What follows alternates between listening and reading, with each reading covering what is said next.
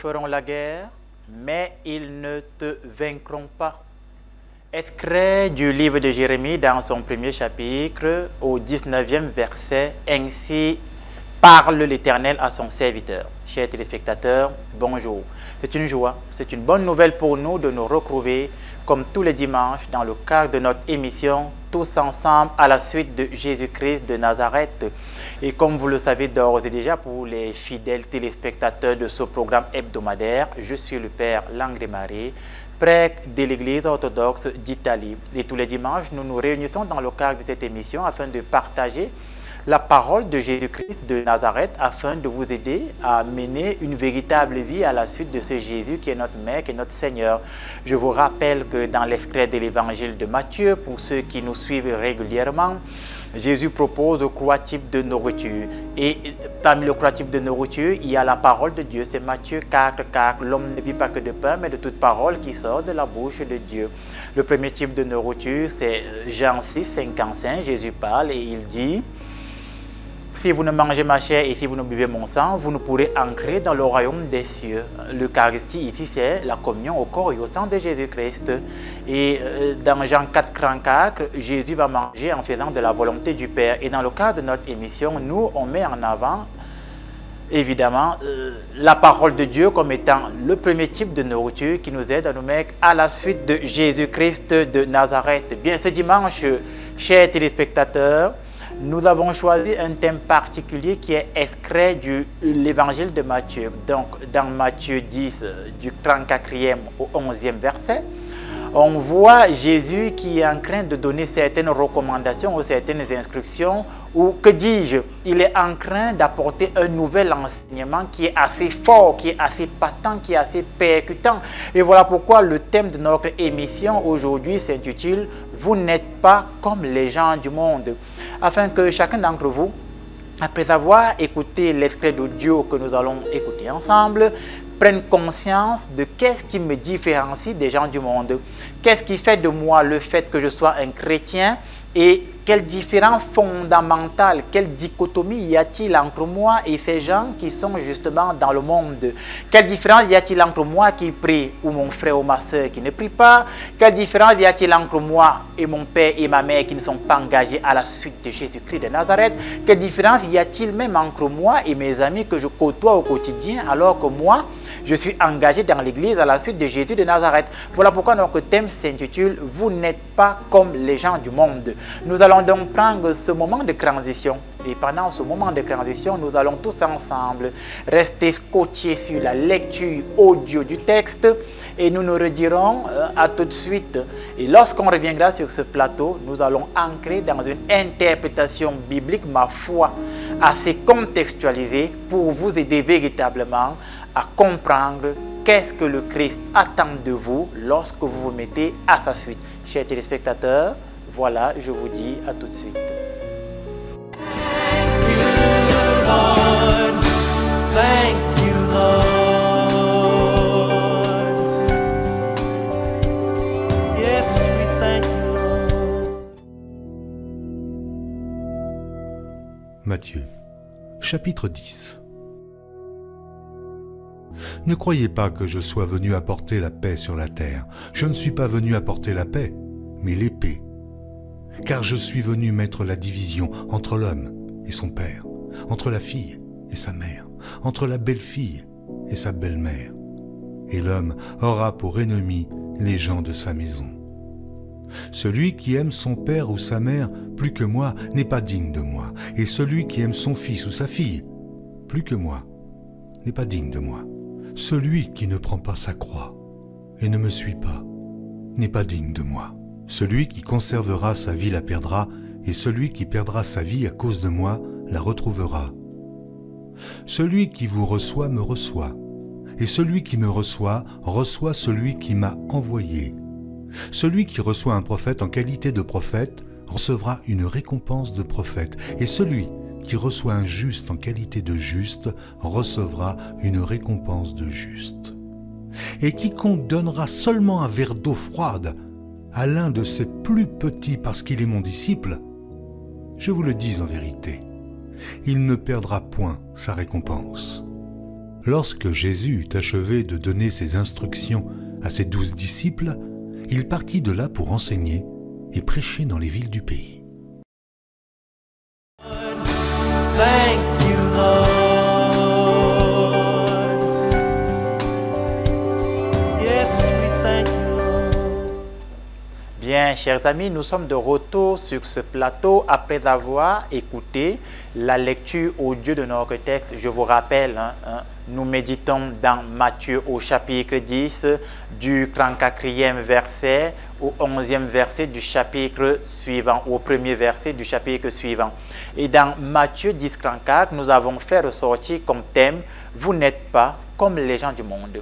Alors, chers téléspectateurs, si vous avez vos Bibles, je vous conseillerais de l'ouvrir et de parcourir de temps en temps les Saintes Écritures. Je vous ai déjà dit ici que c'est très important de se mettre à la suite de Jésus par une connaissance biblique vraie et vérifiable. Et comme j'aime souvent à le dire, Osée 4:6, mon peuple périt faute de connaissance. Les gens meurent parce qu'ils ne connaissent absolument rien.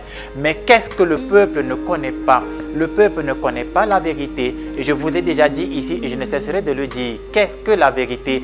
La vérité, c'est Jean 17, 17. Sanctifie-les par ta parole. Ta parole, Seigneur, est la vérité. Or, de quelle parole s'agit-il? Il s'agit de la parole sainte, il s'agit de la parole sacrée, il s'agit de la parole évangélique, celle de Jésus. Donc la vérité nous est donnée par la Sainte Bible et par l'Église qui apporte les explications sur la parole de Jésus. Et comme je vous le dis toujours, une fois que j'ai reçu cette parole de Jésus dans ma vie en tant que chrétien ou chrétienne, qu'est-ce que cette parole fait? C'est Jean 8, 32. Vous connaîtrez la vérité et la vérité vous affranchira. Cette parole de Jésus me libère, elle m'affranchit, elle dégage mes pieds du filet, elle me libère, ma foi, des attaques ténébreuses et mystiques, elle me libère des attaques démoniaques et lucifériennes, elle me libère du péché sous toutes ses formes. Et une fois que cette parole de Jésus-Christ m'a libéré, qu'est-ce que je fais? Je me mets à la suite de Jésus-Christ de Nazareth. C'était quelques rappels afin que vous preniez conscience que lire la parole de Dieu, la garder dans son cœur, la déployer et l'enseigner est d'autant plus important que de se mettre en prière et en méditation. Les deux ne sont pas en contradiction, mais les deux vont de pair. Très bien. Alors, pour revenir donc à cet extrait de texte que nous venons d'écouter, c'est Jésus qui parle. Et dans Matthieu 10, 34, ces propos sont assez, je vais dire, durs. Ils sont assez forts, ils sont assez percutants, ils sont assez impactants. Je m'explique. Dans cet extrait d'audio évangélique que nous avons suivi, Jésus dit « Ne croyez pas que je sois venu apporter la paix. Je ne suis pas venu apporter la paix. » Pourquoi? Parce que finalement, les gens avaient l'impression que Jésus, il va essayer de faire ce que le peuple voudrait qu'il fasse. Les gens pensaient qu'il va apporter un message qui va s'arrimer à leurs mœurs, à leurs habitudes. Les gens pensaient que Jésus-Christ de Nazareth allait dire des choses qui vont les maintenir dans leur aisance et dans leur bien-être. C'est pourquoi Jésus, il veut mettre les points sur les i, il veut éclaircir les choses et il veut rappeler aux gens que la parole que je vous donne, elle est vivante et efficace et elle est comme une épée à deux tranchants. Ça, vous le trouvez dans l'extrait de la lettre aux Hébreux, chapitre 4, verset 12. Vivante et efficace est la parole de Dieu. Elle est plus incisive qu'une épée à deux tranchants et elle peut couper et elle met à nu toutes les actions ténébreuses, toutes les actions mauvaises que le chrétien ou le croyant va poser à l'encontre de la volonté de Dieu. Et donc oui, Jésus nous rappelle qu'il n'est pas venu pour apporter la paix. Ne croyez pas que je sois venu apporter la paix. Je suis venu apporter la guerre, la division et il va plus loin. Qu'est-ce qu'il dit? Il nous dit, on va se retrouver divisés dans la même famille. Le fils contre le père, la mère contre la fille, le beau-fils contre le beau-père, la belle-fille contre la belle-mère. Comment peut-on comprendre cette introduction à notre extrait de texte? Une fois que je reçois la parole de Jésus dans ma vie, la première chose qu'elle va faire, elle va séparer dans ma vie la lumière et les ténèbres.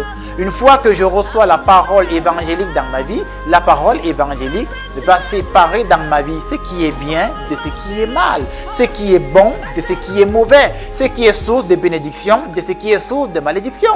Et chacun d'entre nous doit prendre conscience que la parole de Jésus va séparer dans ma vie ce qui ne vient pas de Dieu. Et voilà peut-être pourquoi la plupart des gens n'aiment pas écouter la parole de Jésus. Parce qu'ils savent que comme c'est une épée claire et elle est incisive et qu'elle tranche les bonnes et les mauvaises actions, les gens se complaisent dans leur ignorance et préfèrent rester dans leur ignorance, ce que j'appelle ici l'obscurantisme. Et chacun d'entre nous prend conscience que justement, une fois que je deviens un chrétien engagé à la suite de Jésus, j'aurai des choix à faire.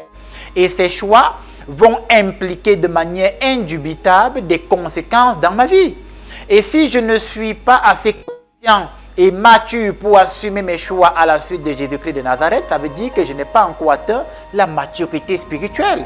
Ça veut dire que la parole de Jésus-Christ ne porte pas encore des fruits dans ma vie de manière claire. Je fais un exemple de manière plus concrète. Alors imaginons que tu es dans une famille où vous avez l'habitude de côtoyer les marabouts. Papa côtoie les marabouts, maman côtoie les marabouts, les frères et les sœurs côtoient les marabouts. Et toi, tu t'es engagé à la suite de Jésus dans une église. Alors, tu auras un choix à faire.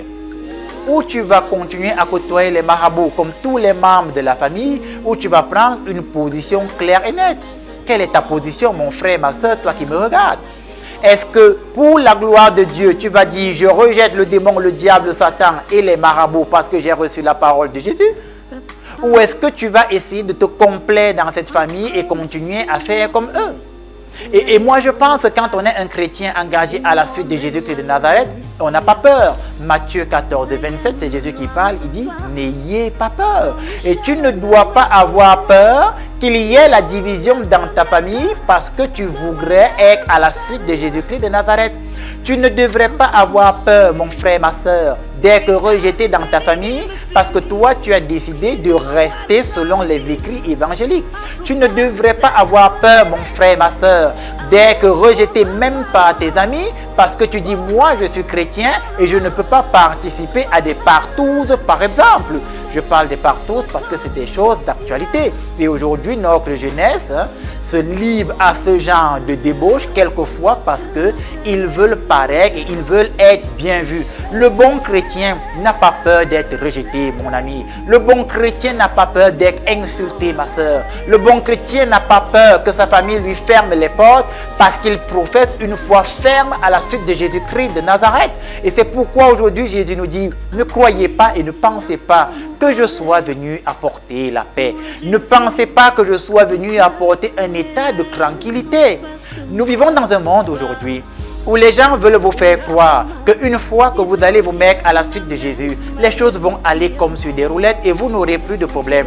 Et j'ai déjà dit ici, c'est ce que l'on appelle le messianisme temporel. Et le messianisme temporel, qu'est-ce que cela est? C'est une doctrine qui nous enseigne que une fois que je me mets à la suite de Jésus, Jésus va résoudre mes problèmes du temps présent de manière ponctuelle. Et c'est un très mauvais enseignement. Le messianisme temporel nous enseigne que lorsque je suis à la suite de Jésus, je n'aurai plus de problèmes, je n'aurai plus de difficultés financières, je n'aurai plus jamais de blocage et la souffrance sera annihilée et détruite de ma vie. C'est un très mauvais enseignement. Et il y en a qui poussent le vice de cet enseignement très loin. Il y en a même qui vous enseignent qu'une fois que tu es à la suite de Jésus-Christ de Nazareth, tes affaires ne peuvent que prospérer. Tu ne peux que aller de bénédiction en bénédiction, ce qui est faux. Il y a des chrétiens engagés à la suite de Jésus qui vont vivre ce que l'on va appeler l'expiation des péchés. Ça veut dire qu'il y a des gens qui vont prier, se mettre à la suite de Jésus, mais qui vont souffrir. Et leur souffrance, ce n'est pas par rapport à eux. Leur souffrance est par rapport à ceux qui... Et Dieu va pointer des gens dans le monde qui vont vivre l'expiation des péchés afin que la multitude soit sauvée. Ça veut dire que nous tous sur cette terre, nous n'allons pas voir nos problèmes être résolus de manière ipso facto lorsque nous nous mettons à la suite de Jésus-Christ de Nazareth. Mais certains parmi nous vont continuer à souffrir, afin de prolonger les souffrances de Jésus pour sauver la multitude. Je prends un exemple concret. Imaginons que tu es dans une famille et toi tu es frappé de maladie. Alors que dans votre famille, vous n'êtes pas particulièrement maladif. Vous êtes même en bonne santé, mais toi tu es maladif. Et force est de constater que c'est toi qui pries plus dans la famille. C'est toi qui es plus engagé. C'est toi qui prends les temps de prière et de jeûne. Mais c'est toi qui as une succession de maladies, peut-être pas incurables, mais de maladies complexes et compliquées. Et les gens de la famille commencent à rechigner, ils commencent à recriminer et ils commencent à dire, depuis que tu pries Dieu, qu'est-ce que ce Dieu a fait pour toi? Te voilà, tu quittes de maladie sur maladie. Ton état de santé ne s'améliore pas. Ça veut dire que quelque part, ton Dieu que tu pries, il n'existe pas, ou alors c'est un personnage fictif et imaginaire. Non. Ça veut tout simplement dire que toi, qui es engagé et qui prie, peut-être Dieu t'a pointé du doigt, comme Marc Robin, qui souffrait dans sa chair afin d'expier les péchés de cette famille qui est incrédule et incroyante. Et tu dois prendre conscience que le message de Jésus est un message qui sera généralement incompris même dans les familles. Voilà pourquoi Jésus dit, ne pensez pas que je sois venu apporter la paix. Je suis venu apporter la division, la guerre. Je suis venu apporter une dichotomie. Et cette dichotomie va partir du fait que chacun va faire un choix. Dans le livre du Deutéronome, chapitre 30, verset 15, l'Éternel parle, il dit, voici que je mets devant toi la vie et la mort, le bonheur et le malheur, choisis. Et chacun d'entre nous doit faire un choix à la suite de Jésus. Et toi qui m'écoutes aujourd'hui à la maison, quel est ton choix? Et toi qui reçois cette parole de Jésus, qu'est-ce que tu décides? Est-ce que tu décides demain lundi, demain mardi ou demain mercredi d'aller voir le marabout du coin ou le marabout qui est dans le quartier de Manguier? Ou est-ce que tu décides de ne plus aller côtoyer ce marabout? Qu'est-ce que tu vas décider après avoir reçu ce message de Jésus? Et toi qui m'écoutes aujourd'hui, qui avait rendez-vous avec le féticheur jeudi prochain ou vendredi prochain, qu'est-ce que tu vas décider? Et toi qui avais rendez-vous avec quelqu'un qui t'a dit, tu vas venir, on va égorger une poule, on va verser le sang de la poule sur toi, tu seras sauvé et tu seras guéri. Qu'est-ce que tu vas décider? Et je vous rappelle que l'apôtre Paul, dans une de ses lettres, a dit, ce qu'on sacrifie, on le sacrifie à des démons. Et toi, qu'est-ce que tu vas décider de faire? Est-ce que tu vas accepter de sacrifier des choses aux démons? Ou est-ce que tu vas te mettre à la suite de Jésus et prendre de belles décisions et accepter d'être rejeté et incompris à cause du nom de Jésus? Qu'est-ce que tu vas décider?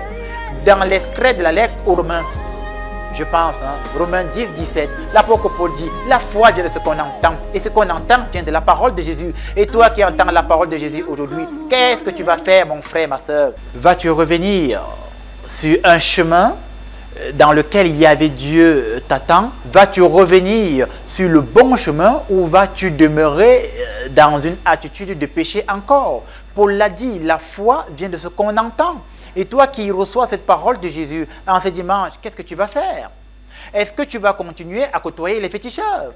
Est-ce que tu vas côtoyer à écouter ce que les gens te racontent dans la rue qui n'a pas de sens? Et qu'est-ce que tu vas décider? Et moi, Père Landry-Marie, je n'en sais rien. Je ne sais pas ce que tu vas décider. Mais voici ce que je sais. Si tu écoutes cette parole que je t'annonce aujourd'hui, si tu décides d'y croire, si tu décides de faire confiance à Dieu, à Jésus-Christ de Nazareth, en vérité, je te le dis, le soleil ne se couche pas. Que ce que tu as demandé à Dieu, tu le verras s'accomplir.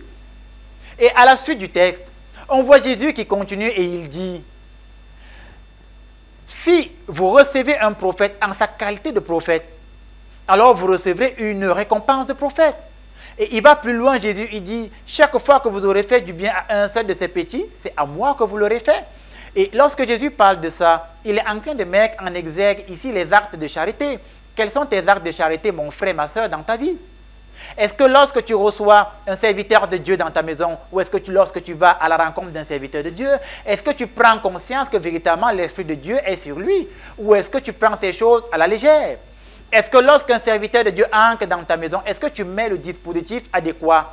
Je vous rappelle que dans l'Ancienne Alliance, ce qu'on va appeler l'Ancien Testament, lorsque le prophète Élisée ou Élie va être chez la veuve là-bas de Sarepta, elle va constater que c'est un serviteur de Dieu et tous les jours où le prophète va s'arrêter, elle va lui faire à manger. Elle va lui donner le peu qu'elle a en se disant, c'est un serviteur de Dieu, je ne peux pas le laisser ainsi. Et chaque fois que le prophète Élie va s'arrêter à cet endroit, la veuve va toujours faire à manger avec le peu, je précise bien, le peu de blé qu'elle a. Et lorsque le prophète va se rendre compte que cette femme pose des actes de charité, il va demander à son assistant qu'est-ce qu'on peut faire pour elle. Et l'assistant va lui dire, écoute mec, moi je vois qu'elle n'a pas d'enfant et je pense que le fait qu'elle ait un enfant lui fera du bien. Et le prophète va laisser une parole prophétique dans sa vie. Il va lui dire, et toi femme qui nous reçoit chaque fois avec bon cœur, avec la charité, l'année prochaine à la même heure, à la même période, tu enfanteras. Il lui laisse une parole de bénédiction. Il lui laisse une parole d'enfantement qui un an plus tard va s'accomplir. Et est-ce que toi, tu reçois les serviteurs de Dieu en leur qualité de serviteurs de Dieu? Il y a même des gens qui viennent me voir dans mon bureau. Parce que, évidemment, pour venir me voir dans mon bureau, il y a tout un dispositif. Et ce dispositif demande à ce que lorsque quelqu'un vient voir le Père Landry-Marie, il apporte une offrande. Ce n'est pas moi qui le dis, c'est biblique. On vous enseigne à mener une véritable vie à la suite de Jésus. Une véritable vie chrétienne à la suite de Jésus-Christ de Nazareth. Et tu as déjà, il vient me voir à mon bureau, il n'a rien apporté. Alors que mon équipe a pris la peine de lui dire, lorsque tu iras voir le Père Landry, prépare une offrande, on ne va pas voir le serviteur de Dieu les mains vides. Il dit d'accord, j'ai compris. Et le gars, il vient dans mon bureau, il s'assoit. On finit de parler, il m'expose ses problèmes. Je lui dis, très bien, ton problème, voilà ce qui se passe. Voilà ce qui ne marche pas. Il faudrait que tu pries comme ça. Et avant qu'il ne parte, moi-même, Père Landry, je me lève, je lui impose les mains, je prie avec lui. Parce qu'il n'y a personne qui m'a vu sur qui je n'ai pas prié. C'est le dispositif que j'ai mis. Et quand j'ai fini de prier sur lui, je lui dis, mon enfant, tu peux partir. Il se lève et il me dit, mon père, merci. Il n'apporte rien. Et le fait qu'il n'apporte rien montre très bien que dans sa vie chrétienne, il y a quelque chose qui ne va pas. Je vous rappelle que la bénédiction est une multiplication. Je vous explique. Si tu multiplies 0 par n'importe quel nombre, ça va donner 0. Je prends un exemple concret pour ceux qui ont fait les sciences. Si je multiplie 1 million par 0, ça donne 0. Si je multiplie 1 milliard par 0, ça donne 0. Si je multiplie, je ne sais pas moi, 250 000 francs par 0, ben ça donne 0. Donc tout nombre multiplié par 0 donne 0. Et la bénédiction, c'est une multiplication. Ça veut dire que ce que tu apportes à Dieu et que Dieu dit une parole de bénédiction dans ta vie, c'est ce que tu as apporté qu'il multiplie. Dans la lettre aux Corinthiens, l'apôtre Paul dit, c'est de la mesure dont vous vous servez qui servira pour vous. Une façon de dire, c'est la manière dont tu vas donner. C'est de la même manière dont Yahvé Dieu va te donner. Ça veut dire que si toi tu donnes à quelqu'un 100 francs, Yahvé Dieu va te donner 100 francs. Si tu donnes à quelqu'un 500 francs, Yahvé Dieu te donnera 500 francs.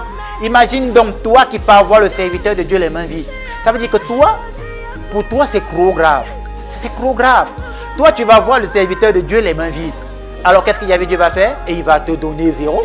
Et qu'est-ce qui va se passer? Tu vas dire, je suis même allé voir un prêtre exorciste et rien n'a changé dans ma vie. C'est normal.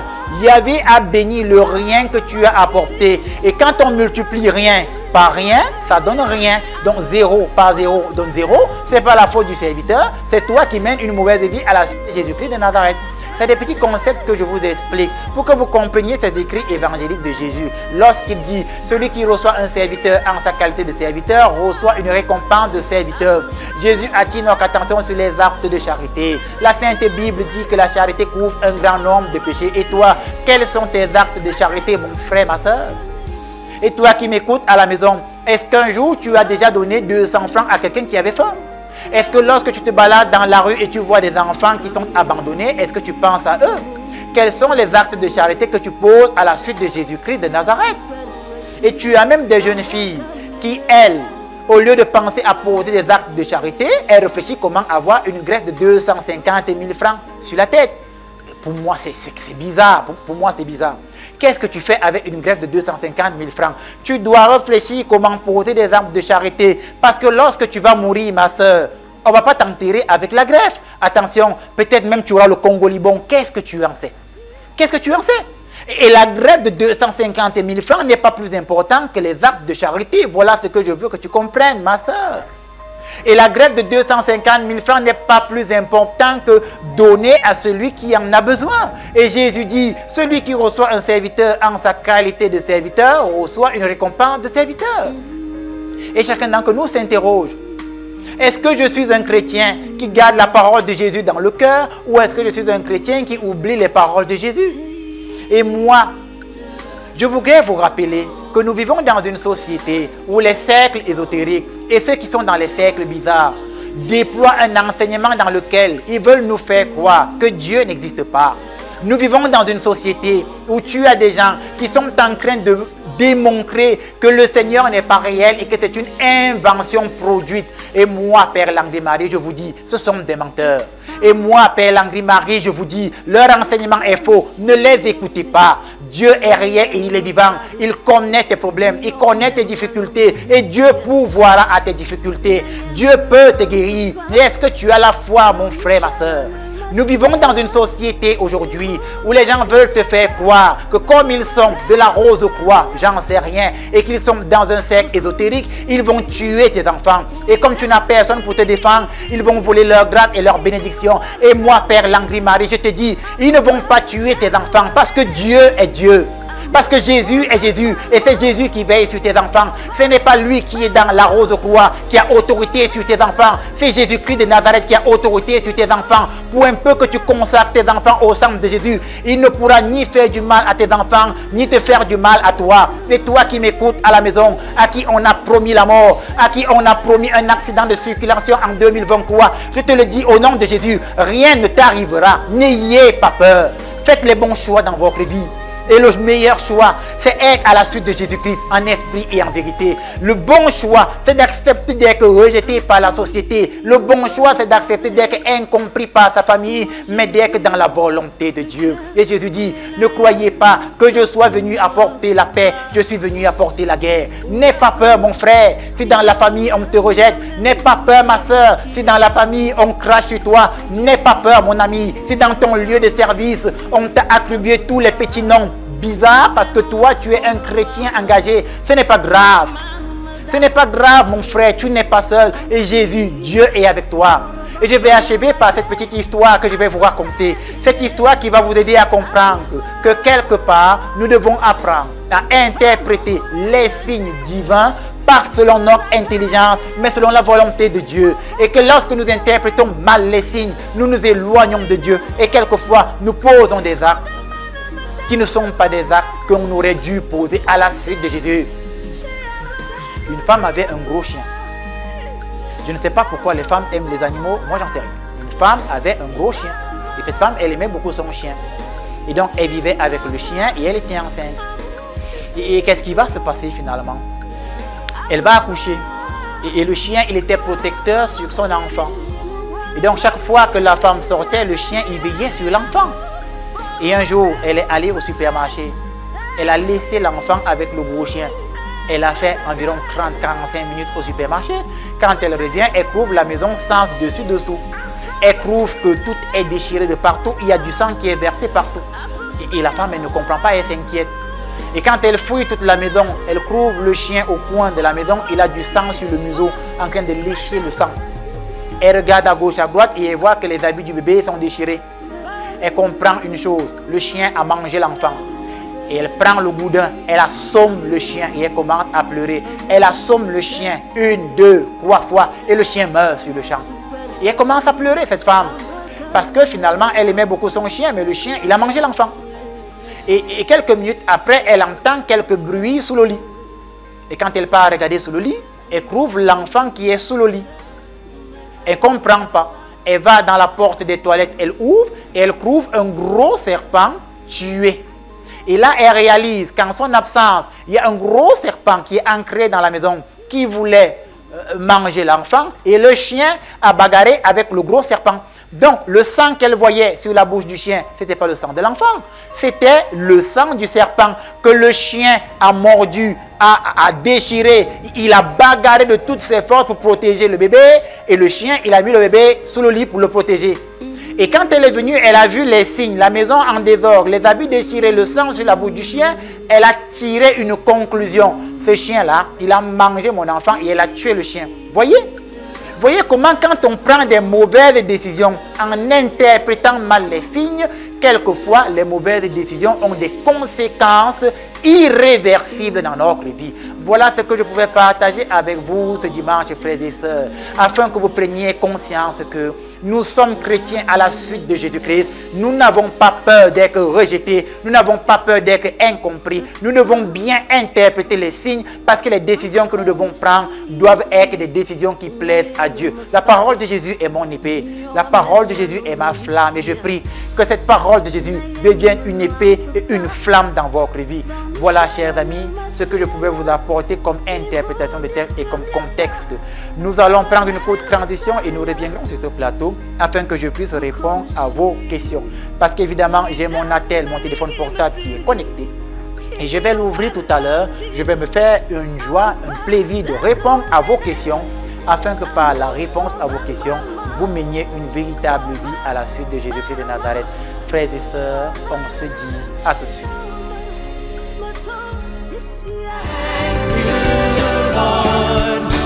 Thank you, Lord. Yes, we thank you, Lord. Bien, nous sommes de retour sur ce plateau. Nous passons au deuxième mouvement de notre émission Tous ensemble à la suite de Jésus-Christ. Je vous rappelle le thème. Le thème, c'est « Vous n'êtes pas comme les gens du monde ». Nous avons déjà essayé d'épiloguer dessus. Maintenant, je vais me faire un plaisir de répondre à vos questions en consultant mon téléphone portable. Je vous rappelle, pour tous ceux qui veulent recevoir plus d'enseignements du Père Langry-Marie, vous allez sur YouTube, vous tapez Père Langry-Marie et vous retrouverez toutes les émissions au cours desquelles j'ai déjà eu à enseigner le peuple, et vous pourrez avoir de meilleurs enseignements sur l'Esprit Saint, sur la création par exemple, sur les sacrifices et bien d'autres. YouTube Père Langry-Marie, et vous retrouverez la suite des enseignements. Très bien. Donc, première question, la première question nous vient d'un certain Freddy. Il dit: bonjour mon père, dans ce texte, pourquoi Jésus prône la division? Est-ce à dire donc que c'est normal de diviser les familles? Non, non, non, non et non. Jésus ne prône pas la division. Non, non, non. Qu'est-ce que Jésus fait? Jésus, il est en train de nous demander de prendre conscience que lorsqu'on se met à sa suite, nous serons incompris. Voyez l'interprétation du texte, c'est très important ce que je dis. Jésus ne prône pas la division, mais il donne un message pour conscientiser le peuple, afin que les gens réalisent que quand on se met à la suite de Jésus, on ne sera pas forcément compris des autres. Et qui sont les autres? Ce sont ceux qui sont dans la société, qui eux ne sont pas à la suite de Jésus, et ça va commencer par nos propres frères et par nos propres sœurs, c'est-à-dire par les membres de notre famille. Voilà ce que je pouvais dire à ce sujet, Freddy. Deuxième question, qui nous vient d'un certain Olivier. Lorsque Jésus dit qu'il est venu apporter l'épée, comment devrions-nous interpréter cela, mon Père? Lorsque Jésus dit qu'il est venu apporter l'épée, comment devrions-nous interpréter cela? Olivier, lorsque tu lis l'extrait de la lettre aux Éphésiens, dans l'extrait de la lettre aux Éphésiens, il y a ce qu'on va appeler les 6 armes du chrétien qui sont répertoriées par l'apôtre Paul. Et parmi ces 6 armes du chrétien, il y a ce qu'on va appeler l'épée de la parole de Dieu. Et donc, lorsque Jésus dit qu'il est venu apporter l'épée, il est en train de nous dire que je suis venu vous donner une vérité qui va déchirer.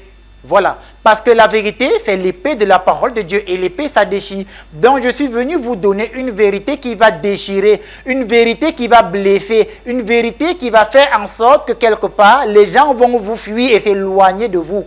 Voilà ce que tu peux comprendre par l'épée dont Jésus parle. Et cette épée, c'est la parole de Jésus. Et cette parole de Jésus, c'est une parole de vérité. Chaque fois que tu vas dire la vérité, tu seras incompris, rejeté, peut-être même insulté. Et quelquefois, quand tu vas dire la vérité, les gens vont vouloir étouffer la vérité afin de promouvoir le mensonge au dépit de la vérité. Voilà ce que Jésus essaye de dire lorsqu'il dit « Je suis venu avec une épée et cette épée va diviser et va déchirer ». Voilà ce que tu peux retenir, Olivier. Une autre question qui nous vient de Julien. Mon père, lorsqu'on est un vrai chrétien, est-ce qu'on doit encore accepter la dot? Alors, il faut bien comprendre la Bible. La Bible n'est pas contre la dot. Moi, je vous dis, allez lire l'Ancien Testament. La Bible de Jésus-Christ de Nazareth, si vous voulez, n'est pas contre la dot. Lorsque Jacob allait prendre sa femme, il l'a dotée.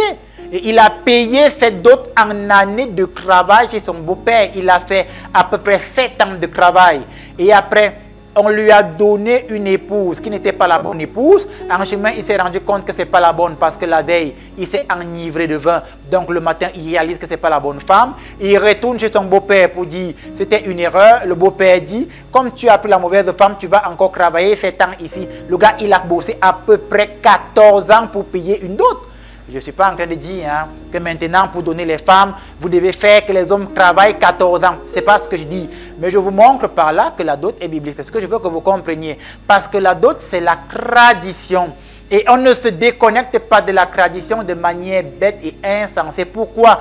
Parce que la Bible elle-même, c'est l'explication de la tradition du peuple juif.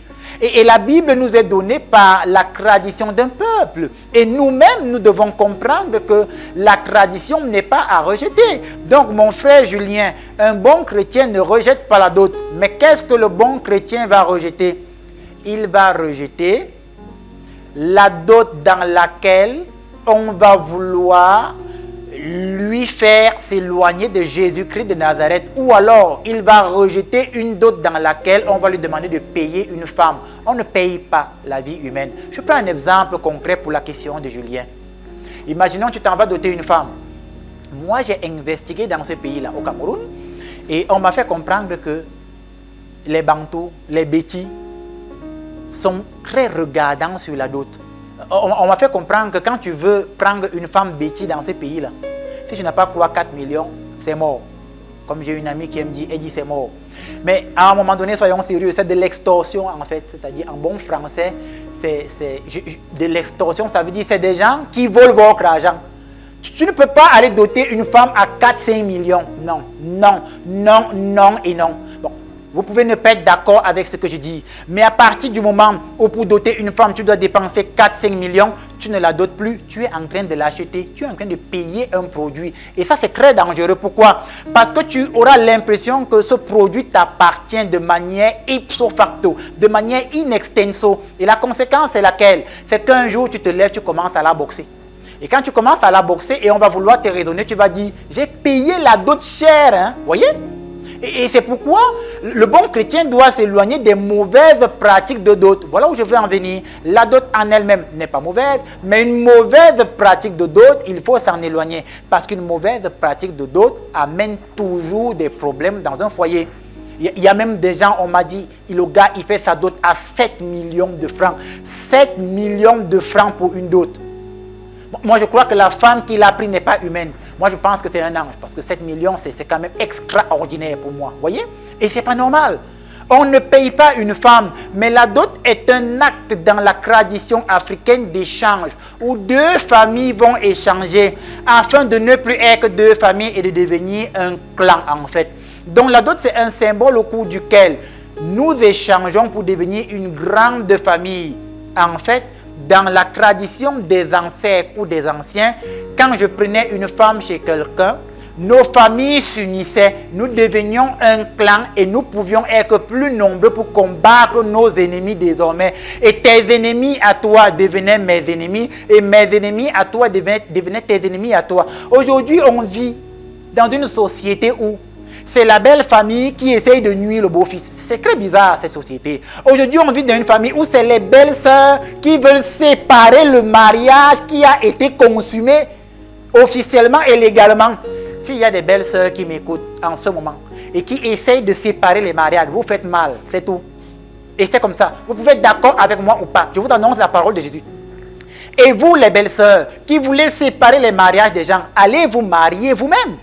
Et arrêtez de vouloir séparer les mariages des gens. Et c'est quand même extraordinaire de voir que tu as des belles sœurs, elle n'est pas mariée, elle n'a pas d'enfant, elle ne fait rien dans la vie. Et qu'est-ce qu'elle fait? Elle prend ses bagages, elle va s'installer chez son frère et elle va nuire à sa belle sœur du matin au soir. Tu fais mal, ma sœur. Quitte cette maison, va travailler. Et va aussi louer ta maison à toi. La Bible dit, tu mangeras à la sueur de ton front. Donc mon frère Julien, il n'est pas question de rejeter la dot, mais il est question de rejeter les mauvaises pratiques liées à la dot. Une autre question qui nous vient de Bertrand, c'est Bertrand quand je regarde sur mon attel. Mon père, j'ai été quelque part pour qu'on me débloque et qu'on débloque mes choses. Et on a tué une poule et j'ai été recouvert du sang de la poule. Je vous ai écouté dans l'émission, ai-je mal fait? C'est clair que tu as mal fait. La question ne se pose pas. Tu as mal fait, Bertrand. On a tué une poule. On t'a versé le sang de la poule. Tu as mal fait. Jésus-Christ Il a versé son sang pour que nous soyons sauvés. Il a payé le prix. Et il n'y a plus aucun prix qui peut être payé parce que Jésus a déjà versé son sang. Et qu'est-ce qu'il te faut faire, Bertrand? Il te faut te reconvertir et te mettre véritablement à la suite de Jésus-Christ de Nazareth. Il te faut aller te confesser parce que tu es allé établir des alliances avec des esprits bizarres chez le marabout. Et ces esprits vont te suivre parce que tu leur as donné autorité dans ta vie. Donc, Bertrand, cherche à te confesser et mets-toi à la suite de Jésus-Christ de Nazareth. Afin que, une fois que tu seras à la suite de Jésus de Nazareth, cet esprit avec lesquels tu as fait des alliances n'ait plus d'autorité dans ta vie. Voilà ce que je pouvais dire à ce sujet, Bertrand. Bon courage à toi, mon frère. Une autre question, là, je lis rapidement. Mon père, j'ai des blessures au niveau des pieds qui ne guérissent pas depuis longtemps. Pouvez-vous m'aider? Lorsque tu as des blessures qui ne guérissent pas au niveau des pieds et que la médecine a fait des examens conventionnels, médico-légaux, vérifiés et vérifiables, bien insisté dessus, et que ça n'a pas changé, ça veut tout simplement dire que tu as dû traverser des remèdes, le poison, n'importe quoi, et ce poison réagit sur tes pieds. Il y a des rituels de prière adéquats. Il y a des prières d'exorcisme adéquats pour exorciser le mal et que ça quitte les pieds. Maintenant, si tu estimes qu'un prêtre comme le Père Langry peut t'aider, il y a un numéro qui s'affiche au bas de l'écran. Tu appelles ce numéro ou tu envoies un message. Mon assistante va t'écouter. Elle va voir si le cas est vérifié et vérifiable, s'il est patent. Et s'il faut prendre un rendez-vous, elle te fixera un rendez-vous avec moi. Je te recevrai dans mon bureau. Je te dirai quelle méthodologie de suivi spirituel nous allons déployer. Et je peux te dire, au nom de Jésus-Christ de Nazareth, dont je suis apôtre et serviteur, tu auras ta guérison si et seulement si tu as la foi et si tu respectes la parole évangélique que je te demanderai de mettre en application au nom de Jésus-Christ. Voilà. Je vais m'arrêter là pour les questions. Ce ne sont pas toutes les questions, mais je m'arrête là pour les questions parce que le temps nous est imparti. Je voudrais rappeler ici que la Fraternité des missionnaires Saint-Jacques de Compostelle, c'est-à-dire ma communauté, organise un camp vocationnel qui se tiendra du 30 juillet au 6 août. C'est une semaine. Et ce camp vocationnel, les qui sont admissibles? Tous les jeunes à partir de 14-15 ans sont admissibles, garçons comme filles mélangés.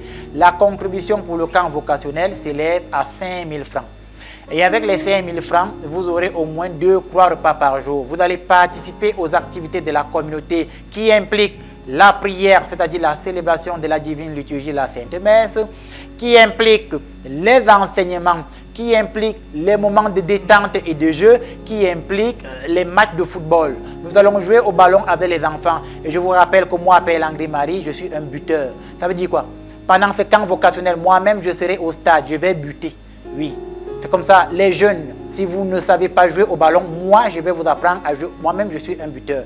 Donc, venez en communauté nombreux. Vous aurez l'occasion de passer du temps avec nous. Moi-même, je serai là et je vais buter. Et on va passer des bons moments dans les enseignements, dans les jeux, dans la prière, dans la louange. Et après une semaine, s'il y a des gens qui sont intéressés par le charisme de la communauté, nous verrons dans quelle mesure tenir un conseil, je vais dire communautaire, et pour les mois à venir, ceux qui seront retenus certainement recevront des notes dans lesquelles on leur dira « toi tu peux cheminer en communauté » ou « toi tu ne peux pas ». Voilà ce que je peux dire à ce sujet. Frères et sœurs, l'équipe de Camdis Télévision a investigué comme à la coutumée. Ils sont allés interviewer des gens qui m'ont connu dans le ministère. Ces gens ont bien voulu répondre aux questions de l'équipe de Camdis Télévision. Nous allons prendre une courte pause. Nous allons écouter ce qu'ils ont à dire et nous nous retrouverons ici pour la fin de notre émission. Je vous dis à tout de suite.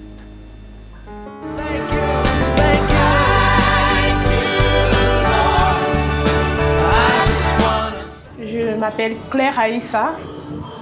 Je suis un enfant du Père Langry Marie. Je l'ai rencontré il y a de cela 2, 3, 4, 5 ans. On a eu à sympathiser et dans le cadre spirituel, il m'a beaucoup aidé. Parce que je me rappelle, j'étais pas très bien spirituellement, physiquement également. J'avais des petits soucis vis-à-vis du décès de mon papa qui est parti un peu tragiquement. Et c'était avéré que c'était du spirituel et ça a eu des répercussions sur ma vie. Donc je faisais des crises. À l'hôpital, on en a pensé que c'était des crises d'asthme.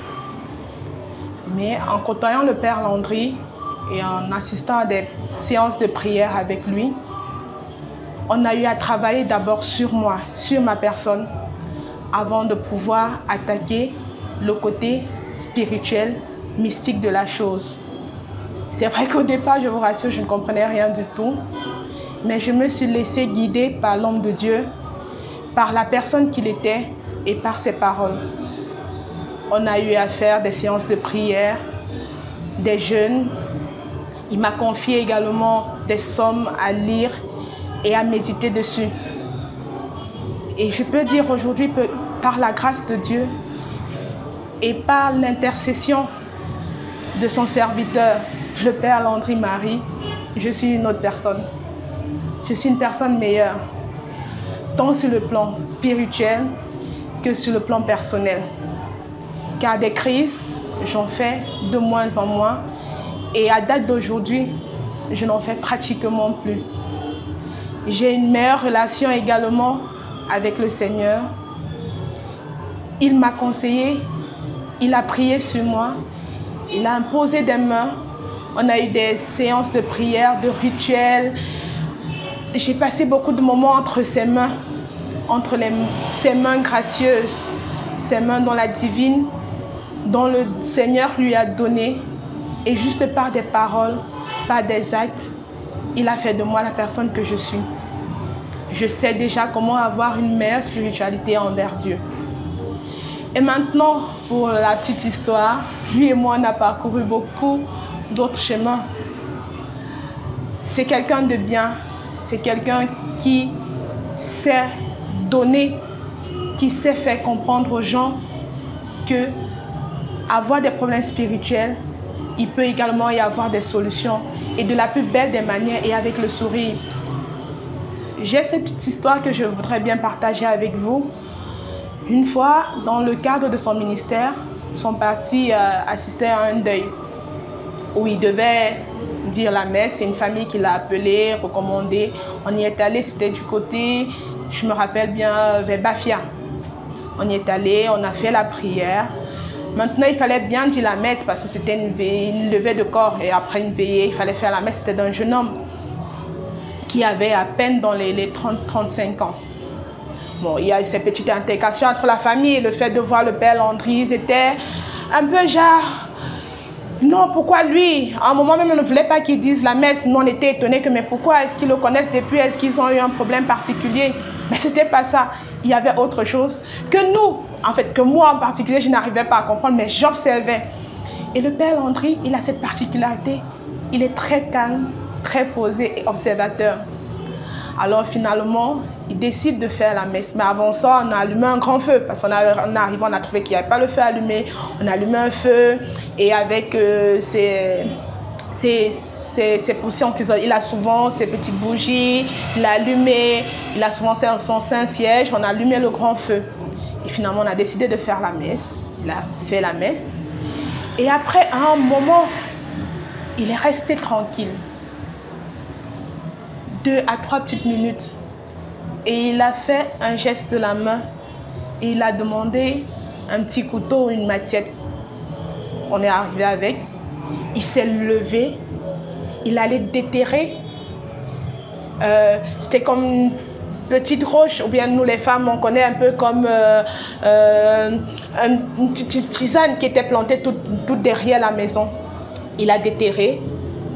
Lorsqu'il a déterré, ça fait un grand boucan. Les oncles ont commencé à parler, ont commencé à dire « Ah, vous êtes venu avec un sorcier. Oh, moi, ce n'est pas nous qui avons tué notre fils. » Nous, on ne comprenait rien. Il a pris cet arbre qui était légèrement sèche. Il l'a jeté dans le feu. Du moment où on est resté, jusqu'au moment où on partait 2 heures plus tard ou 3 heures et demie, ça n'avait pas encore consumé. Pourtant, à vue d'œil, on avait l'impression que c'était sec en jetant au feu, puisque lorsqu'on met un arbre sec au feu, ça doit prendre direct. Mais non, ça ne se consumait pas. Mais la particularité de ça, c'était qu'il y avait les oncles de ce monsieur qui était couché, paix à son âme, qui ont commencé à déblater des choses que nous on ne comprenait pas. Que non, vous pensez que quoi? Qu'on a tué notre fils, on l'a pas tué, vous n'allez rien pouvoir faire. Juste ce geste, il n'a rien dit d'autre. Et après il nous a dit, c'était le thème qu'il aimait utiliser, les enfants, on s'en va. J'ai fait ce qui doit être fait et le reste s'en suivra. Donc, c'est un homme qui nous a beaucoup appris et à moi particulièrement, qui m'a appris à être une meilleure personne. Et je ne sais pas si vous l'avez connu, peut-être moi j'étais encore toute petite, le père Edgar. À travers le père Landry Marie, je revois cet homme, je revois ce père. Donc, merci beaucoup. Merci à lui pour avoir fait de moi cette femme, oui, que je suis maintenant. Merci énormément au père Landry Marie, exorciste.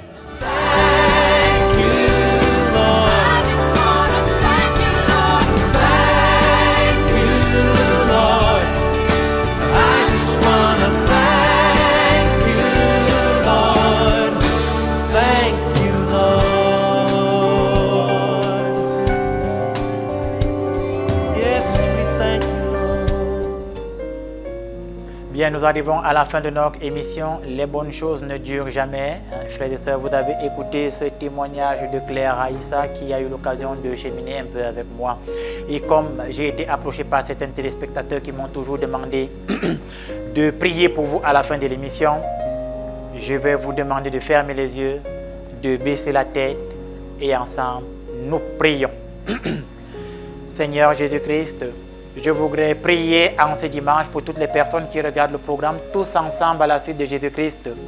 Et particulièrement aujourd'hui, je prie, Seigneur, pour toutes les personnes qui ont traversé des crênes mystiques et qui ont été frappées au niveau de leurs pieds.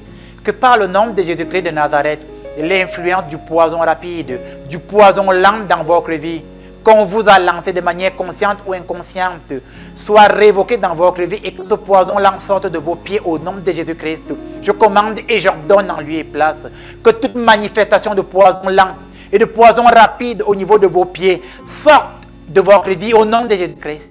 Je prie pour toutes les personnes qui ont fait un AVC, que par le nom de Jésus-Christ, l'influence de cet AVC lâche prise et que vous retrouviez la pleine mobilité de vos membres et que vous puissiez à nouveau vous mouvoir au nom de Jésus-Christ de Nazareth. Enfin, je prie en lieu et place pour toutes les personnes qui ont été rejetées dans leur famille, qui ont été insultées, qui ont été traités de sorciers et de sorcières alors qu'ils sont innocents. Que par le nom de Jésus-Christ, la justice de Dieu descende sur vous afin que tous vos ennemis d'aujourd'hui soient vos admirateurs de demain. Tout cela, c'est à toi Jésus que nous le demandons. Toi Jésus notre ami, toi Jésus notre frère, toi Jésus Dieu, aujourd'hui et à jamais. Ainsi soit-il. Amen.